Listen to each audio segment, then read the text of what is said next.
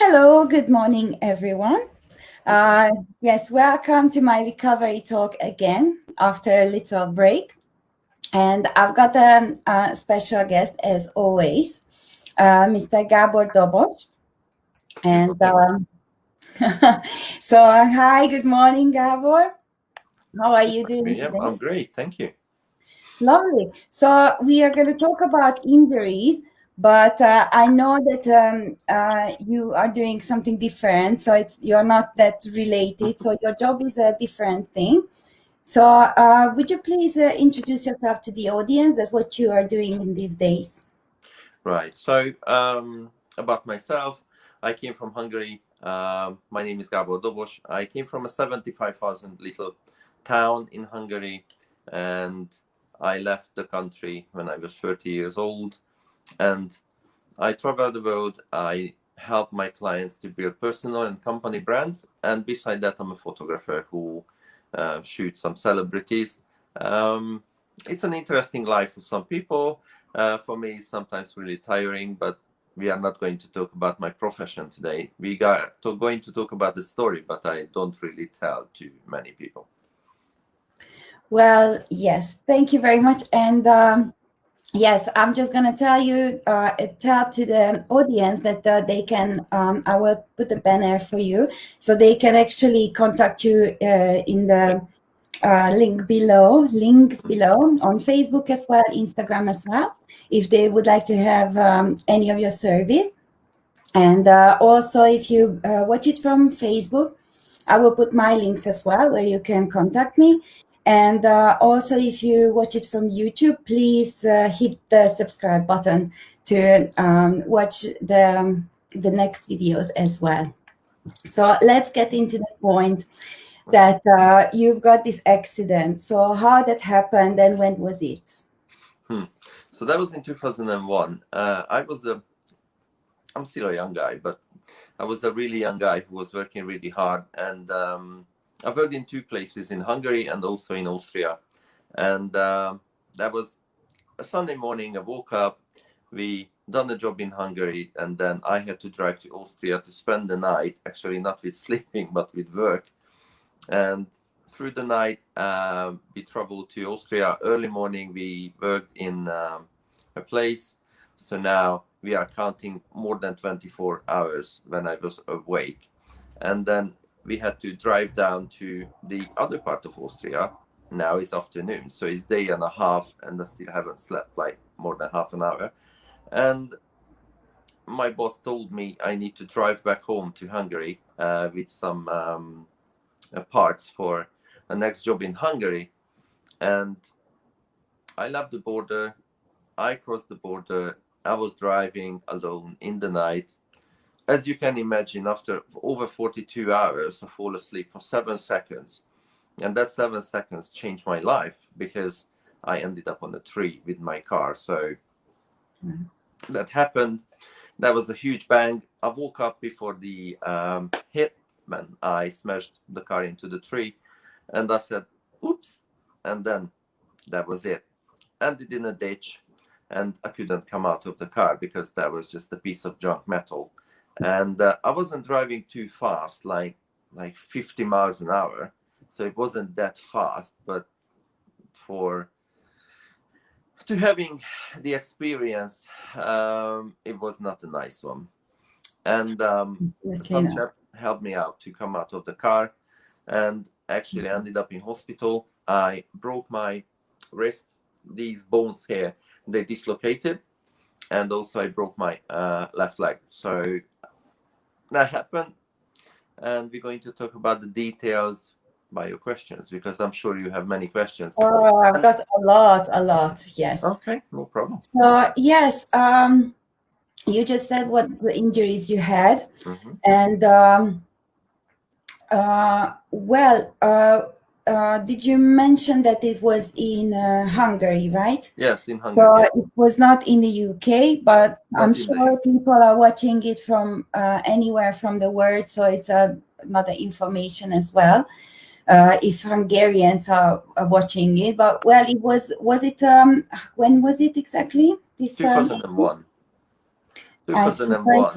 At least it's nearly 20 years, right? Mm-hmm. Yeah, 19. Yeah, nearly 20. Yeah, because that was in the beginning, like I think in April.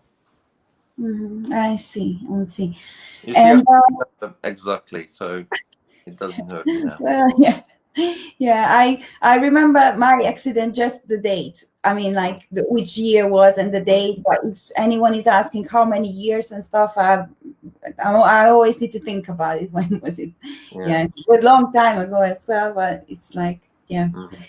So, and you mentioned that for me, actually, when we were talking about this first, that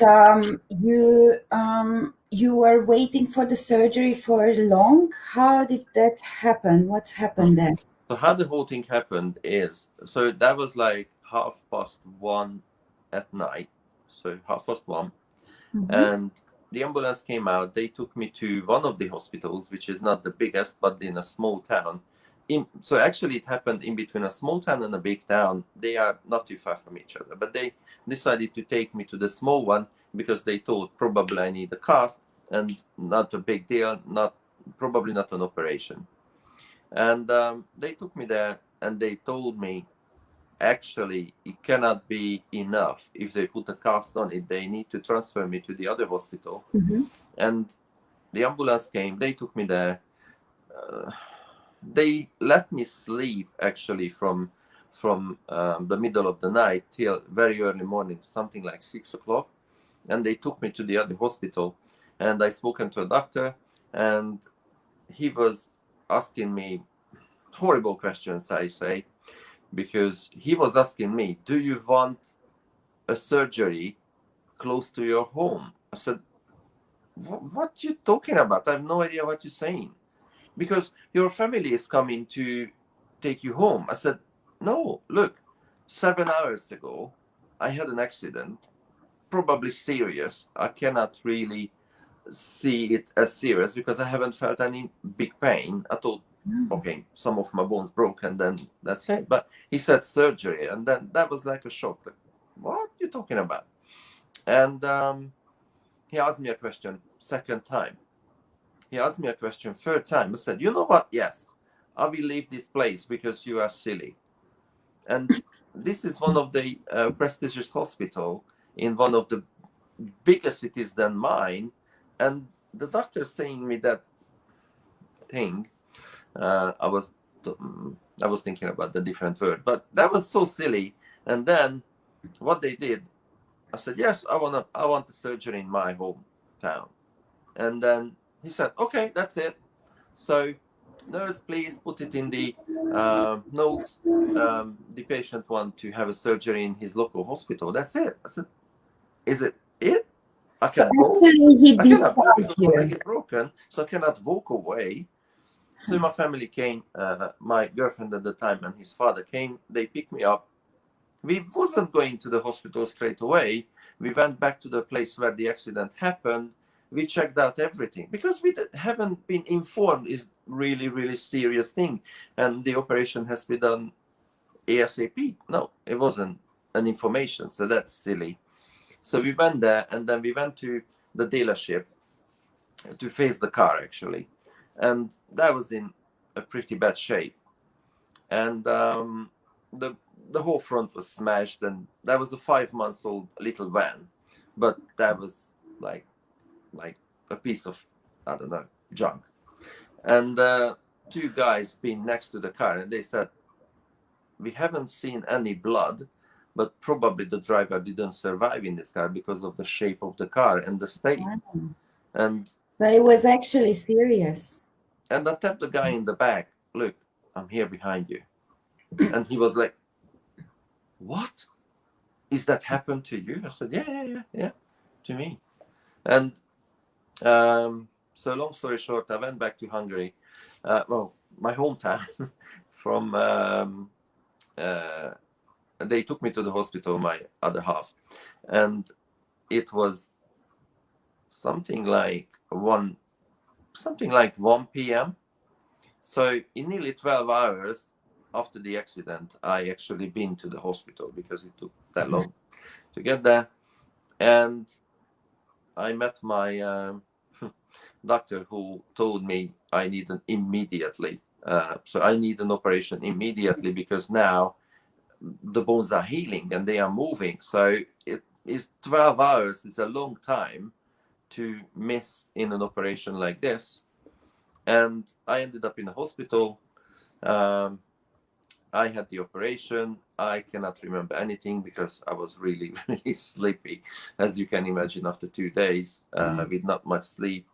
I slept in a 48 hours, something like, I don't know, like hour and a half. So not much. And I didn't felt any pain. And I woke up sometime in the middle of the night, I think. So I slept quite long. I don't know how long the operation took, but yeah. So I woke up and I was on my back. I raised my arm and that was like a scary thing. That felt like a Terminator because there was metal sticking out of my arm. I said, oops, that looks serious now. And I still haven't felt anything. And I was in the hospital for like a good day, I think. And they let me home. I still remember the first week because from that movement to reach my tiny finger to do this, it took me a week. So I said, they told me I need to do some exercise with my hand because the tiny bones had the metal rods in it, but they told me I need to do, so I cannot just leave my arm and then just leave it. I need to move it because the muscles need to be treated as well. So it took me a week. It wasn't painful, actually, but another detail, exactly in that time, we bought a brand new flat. I mean, new for us, but we had to paint the whole thing. And, you know, moving, decorating, everything for a young guy who had an accident, it's not that easy. So what I was doing, I was painting the radiators with that hand because I'm right-handed. It swallowed up that big. And that hurt. Crazy. You are a crazy person as well. And also, the place was on the top floor, on the fourth floor. And we lived around 500 yards from it. We rented an apartment and it took me like nearly 2 hours to get there because I had to jump on my right leg and I had cast on my left. So that was really long time. And also I had to climb up 4-story steps backwards like a crab. And the first pain really what I felt, that was when I made the wrong jump backwards on a step and I hit the fixator here on the handrail, and that hit. And then I know this pain. I'm sure from the audience, a lot of people know as well this thing hitting with the frames. Oh God! I collapsed and I cried as a baby and I couldn't speak. So I spent quite a long time sitting on my bum when that happened. Yeah, so that was it really till that point. Yes, as you said that you were sleepy and then you have the operation. Is the operation was with the general anesthetic or local anesthetic? No, that was general. General. They put me asleep. That's good. That's good. And it popped into my mind that you said that they told you that straight after the surgery, you need to move your fingers and your hand. Yeah. And what I learned as well during my recovery, that when you have the operation, you need to start physio straight away. And I was waiting for a couple of days, but then I started again. It's just a very gentle small movements what you do, but that's how you actually yes, you build a good foundation after you can do a lot of things. So it's very essential to do a physio straight away. That's what I learned. Indeed, Yes. but tricky. So first, it's like you learning something new, but actually you knew it before. Exactly, yes, yeah. And it's, well, it's your body, and then you are gonna be more connected to your body, because you need to really listen to the pain as well, or actually the mobility, how much the, well, because of the injury, how much it lets you move your fingers or any part of your body which is injured or fractured. Yes, I've got many questions. Okay, And no worries. yes. So yeah, how was this? How long was the recovery actually? I mean, from the surgery, because it's in the surgery, when it happens first, it's like swollen, the whole thing, and then it's sore, and then you've got a weird sensation as well. How was with you actually, you didn't have the Ilizarov or the Theos facial frames. You had just a rod which is inserted in different parts of your arm and hand as well. So how was it to live with it, and how long was it? So to live with this thing is tricky. So imagine you got, you know exactly how it is, but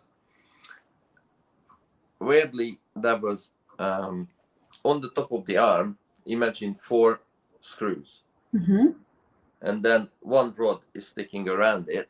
But actually, the screws are sticking out of that rod, and they are in a triangle shape.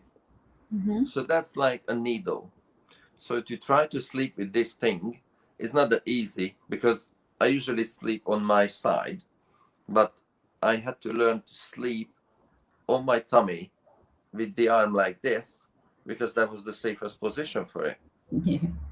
And that's hard, because at night you cannot control your movements. And I still remember when I hit my girlfriend's head with one of these needles on the forehead. Imagine if I hit her in the eye. So that was that's dangerous thing, a little bit, if you are not cautious, really, because you don't want to change your life, because that changing your life, of course. And I was lucky at the time, because my other half is my ex-girlfriend. I mean, she was a nurse in a private hospital, so You had a good help.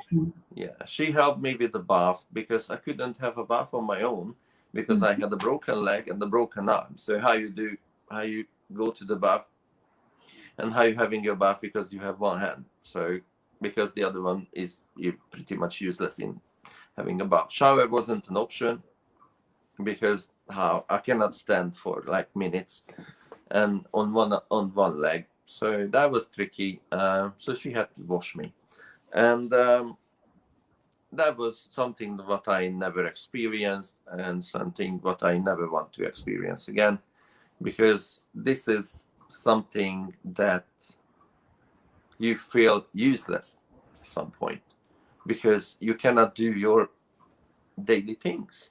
And to eat with your left arm, this is what you need to learn.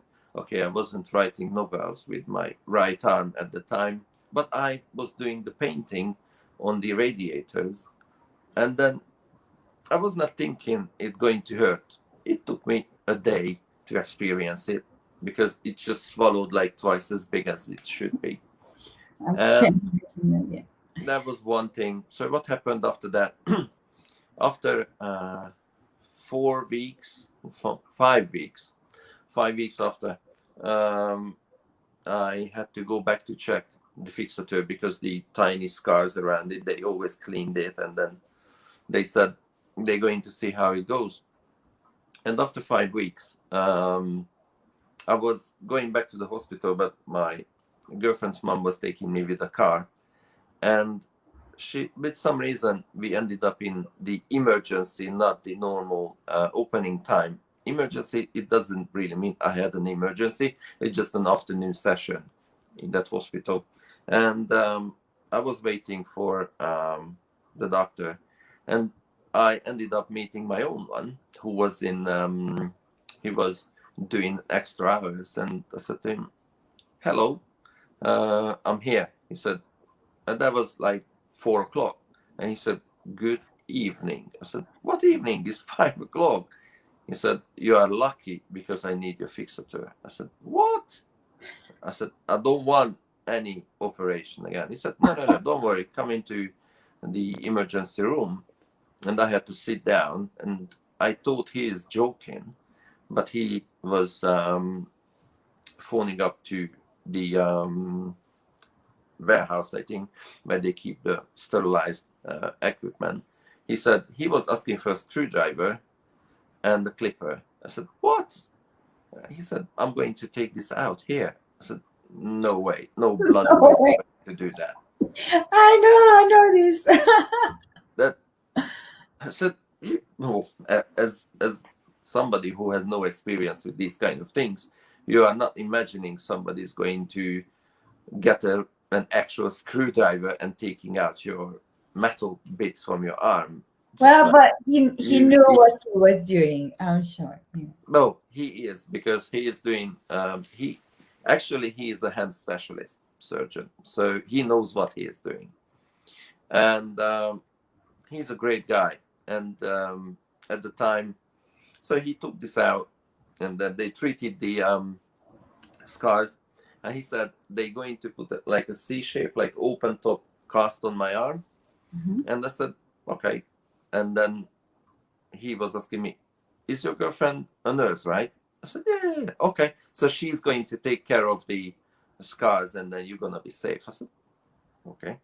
Mm-hmm. So I went home, and I had 5 metal sticks, like tiny particles in my arm, in my hand.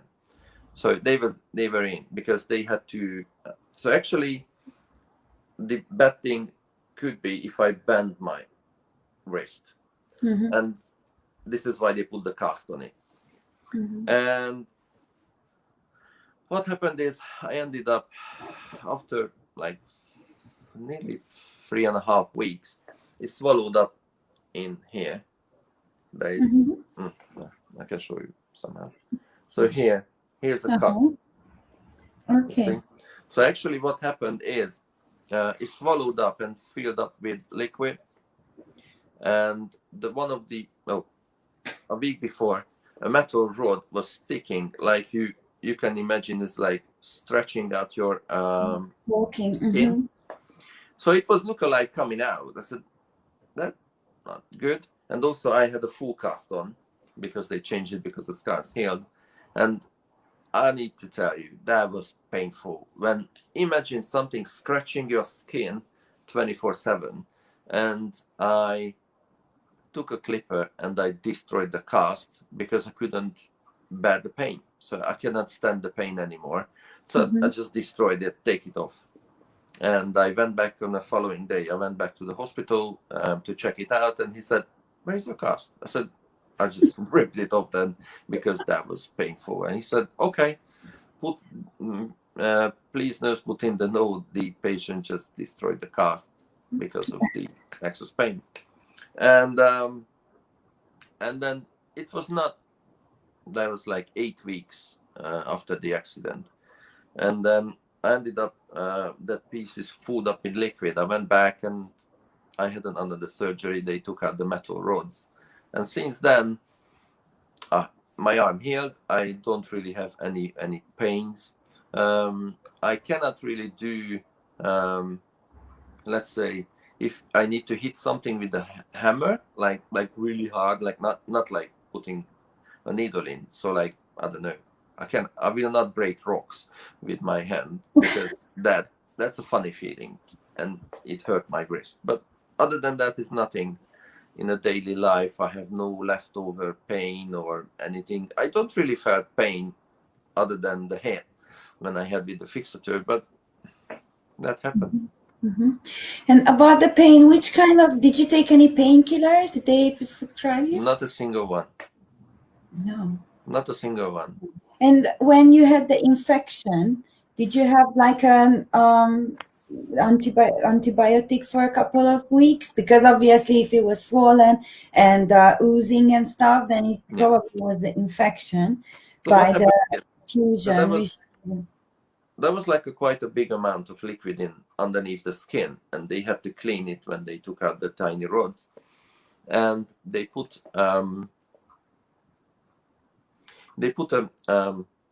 some liquid in a syringe, and I had to put like 1 millimeter every hour into it, so like clean it. So that was like something like antibiotics.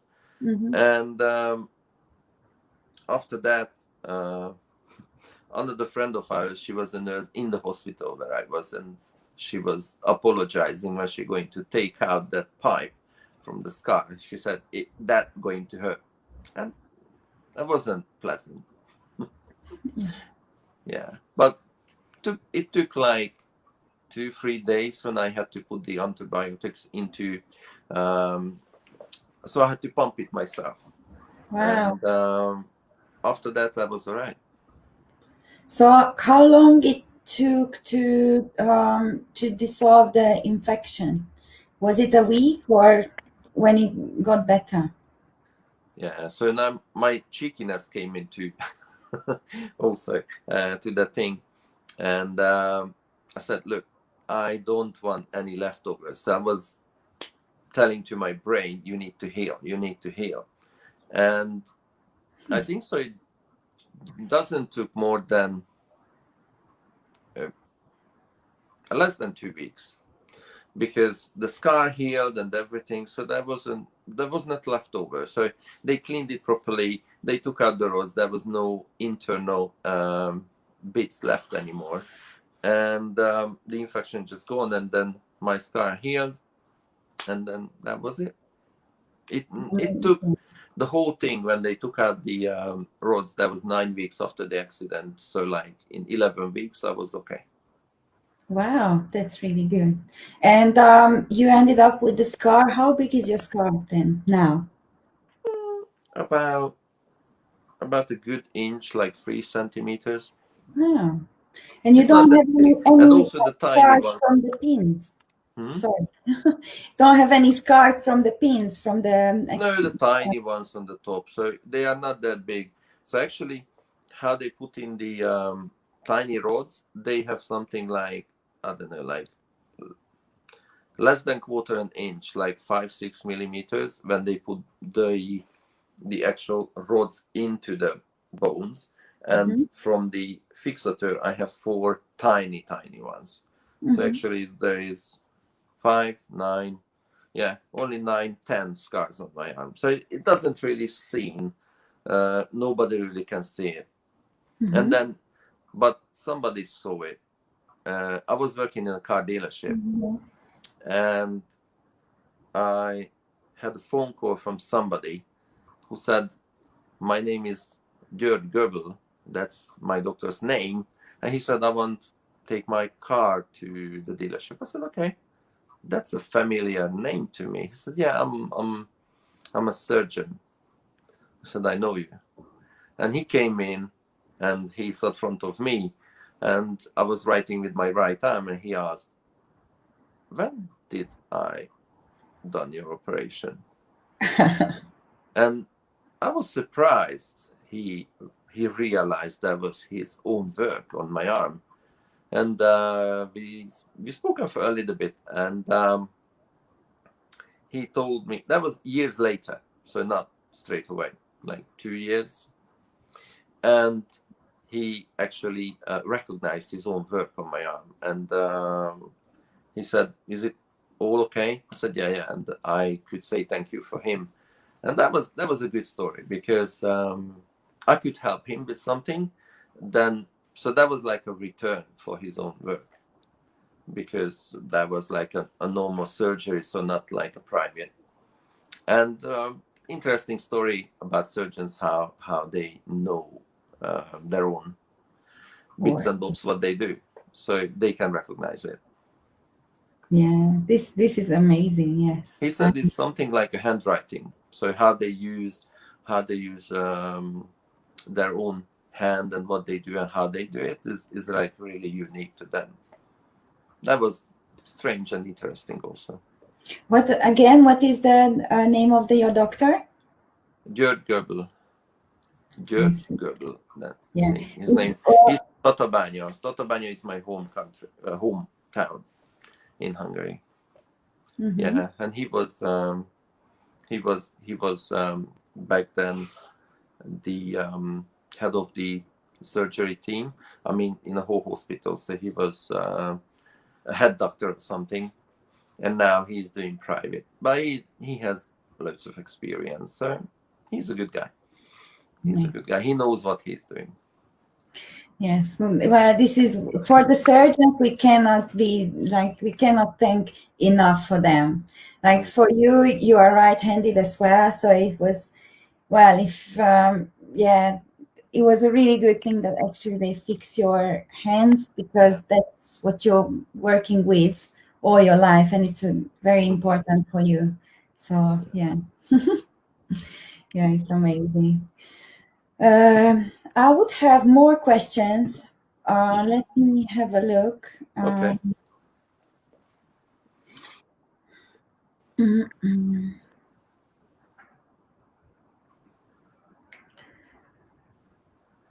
Well, yeah, this is important as well to us, because a lot of patients, they are experiencing like depression and emotional, well, they don't feel really good emotional after around like 1 month, 6 weeks. So how did you deal with this accident itself as a trauma, and the operation? The operation, I have no bad feelings about it. That was nothing like a bad experience. I hate hospitals, to be honest with you. I don't like the smell. I don't like the atmosphere and the reason why people go in there. So, and I had problems in my family. Some family members had to spend quite a long time in hospital. And with that particular one where I had my surgery, I lost 2 of my grandparents in that place, because they've been in intensive care, and both of them died in that building actually where I have been treated. So imagine how I was thinking. So one thing was, it's not like a nightmare, but that was a really bad feeling. I had a bad feeling before the accident. I'm going to lay on the trolley when they are taking you in the hospital. And in these horror movies, when you're laying on your back and they show you just the lights. So I had that bad feeling. I don't want to see that. I saw that thing. And that was the realization. I'm going to that operation theater where they're going to do something. And other than that, there was nothing.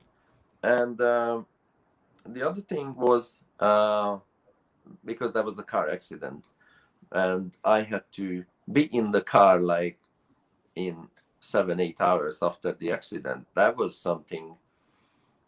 I was in the rear seat and everything felt so close, and I had like, I don't want to be in the car because that's not safe. And I have been in the car.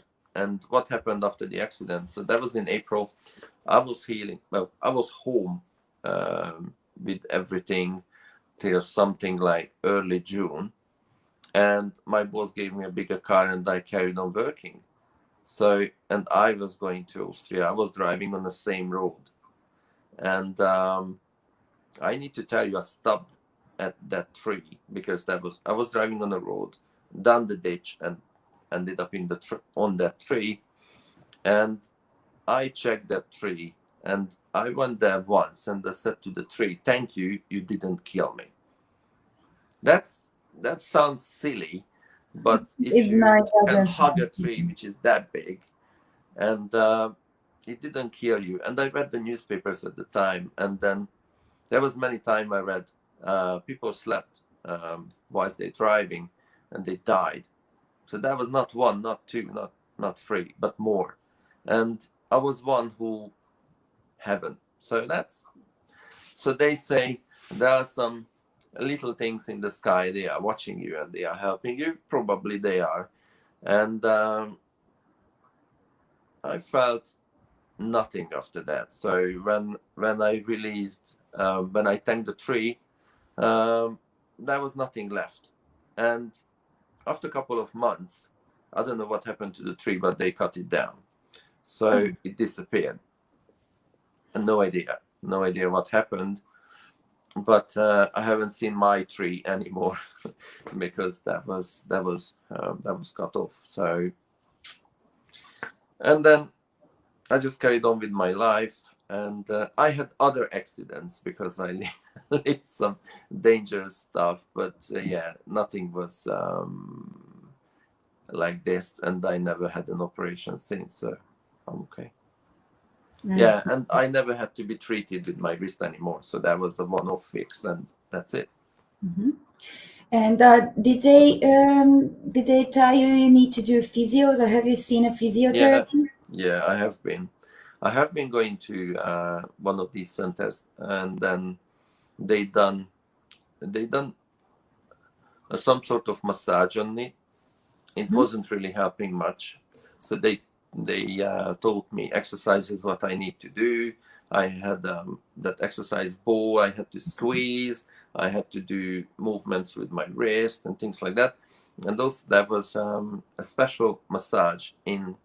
So imagine like a big bowl of water, and they are swirling the water around, and you need to put your arm in it, and it's massaging all of your muscles and everything. That was a funny thing because that happened, but it wasn't like a hand massage. That was by water. And I done this for a couple of weeks, and then nothing left really from the injury. Mm-hmm. Did you take any supplements, or did you eat differently when you were on recovery? No, not at all. I don't need to change my diet, and nothing has been changed. As I mentioned, no painkillers at all. So some people asked me when they saw the my Terminator arm, they told me, "Is it hurts?" So not at all, except the one hit. It didn't hurt me, and I never had to take any medication for it. So that was a good thing. That's good. That's good. And about your leg, what injury you had on your leg? Oh, that was just like a tiny fracture in the bone. So it wasn't really any life-changing or anything. So they put the cast on it, and then it just healed itself. So they don't need to do anything to it. Mm-hmm. Was it on your foot or your shin bone? Was a foot? So actually, that was a whole foot, yeah, till my knee. So that was like a whole big boot. Oh, you didn't mention it to me. Okay. Yeah, that was a whole big boot. Yeah, because I couldn't turn my ankle. I see. So it was from your thighs until your toes, yeah? No, from my knee. From your knee. Yeah, like a valley with a no toe. No toe. Yeah, that was it. And that was for like 6 weeks. Yeah, 6 weeks, and then just take it off, and that was it. Mm-hmm. And how was with it, like walking and stuff? That was all right. That was all right. When I had the one that actually I can walk with, that was easy. But in the first 3 weeks, I had that sort of thing, which is like you cannot really walk. I did walk, as I mentioned, and I was jumping up on the steps to the 4th floor, on the 3rd floor. So, yeah. I had to. I had a job to do. So, decoration of the new home, and then moving to the new home, that happened during the accident. So I did not stop really. It didn't stop me in any way. Okay, I've been slower, but it didn't stop me. Yeah, there are some crazy people like us as well. That because I had to move as well, but I had my internal rod inserted in May, and then I had to move in September or August, something like this, September. But I was not allowed to do weight bearing, full weight bearing, and but where I had to move, so I had to leave the crutches when I was walking at home and lifting things as well. So yeah. When they taken off the cast from my leg, because some of my relatives are living in this town and I love them so much. So I had the cast on my arm and I was riding a bicycle with the metal rods in my hand, not with a fixator. And once I stopped at the traffic light, and that was my doctor next to me. And he said, "Hey, Gabor, what you doing?" I said, "I'm riding that bicycle." And when he took out the metal rods after that, he said, "Yeah, I know, I remember. You've been impatient and you were riding a bicycle, what I don't really wanted you to do, but that happened." Yeah, so actually he caught me on the road. Yeah. I've got some comments here from Orshi Beatanaj. And she says it is a shocking that the doctor let you to leave the hospital, and you ended going around for a few hours. I hope this doesn't happen anyone in anywhere around the world. Well, I really hope as well, because I think it's very important to get treated straight away. It's important the first couple of hours there, so you could lost your limb, or it's very, very crucial. Or maybe it can be dysfunctional because, so okay, you break a bone here, it will heal, and sometimes they need to re-break it to fix it. But that was in my hand. Those bones, that tiny bones in your hand, and they've been dislocated. So if I ended up something like this and I cannot use my hand anymore, how is the surgeon, I mean, not the surgeon but the other one, probably that doctor, how can he face a next patient I let somebody to be paralyzed because of my stupidness?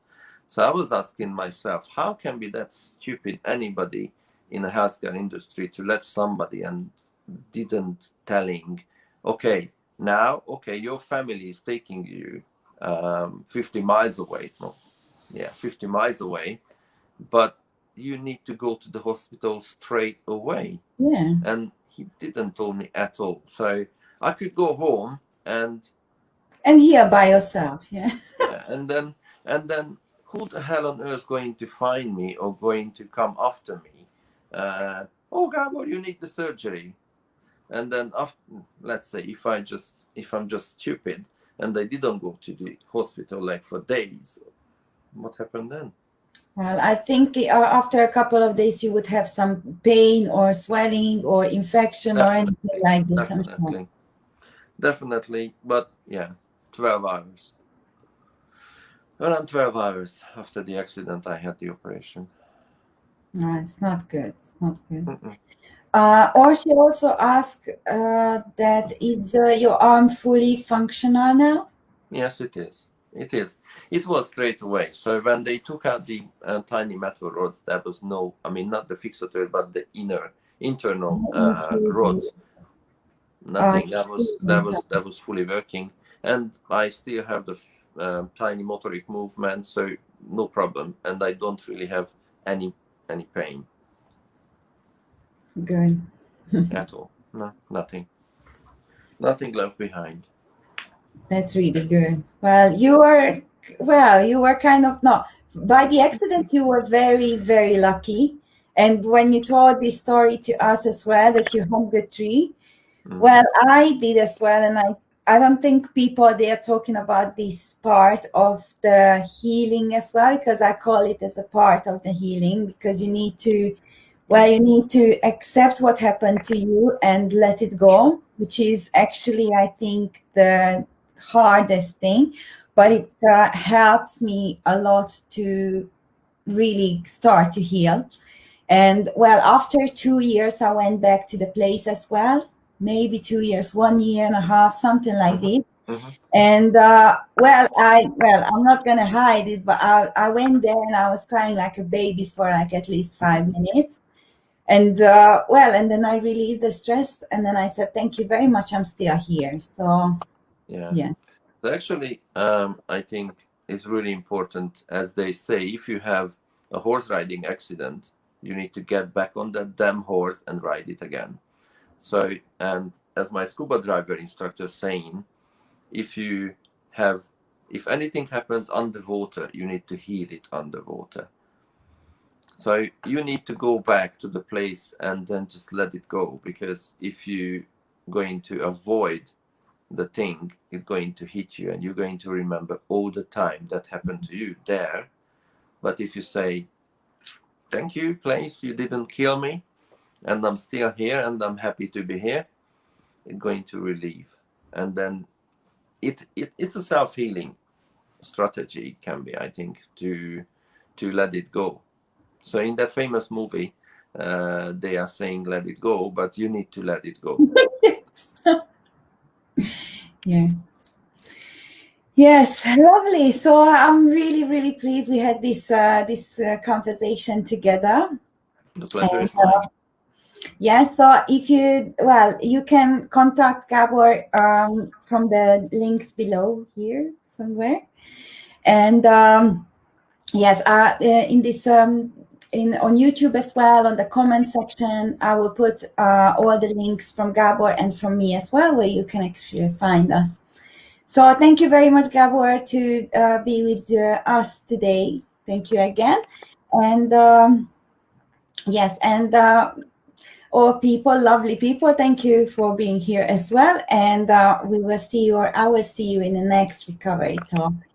So I thank you for inviting me, and just carry on with your amazing job that you do. And I was glad to be here as your guest. Thank you very much. You are amazing. Thank you. Take care of yourself. Bye, everyone. Bye, guys.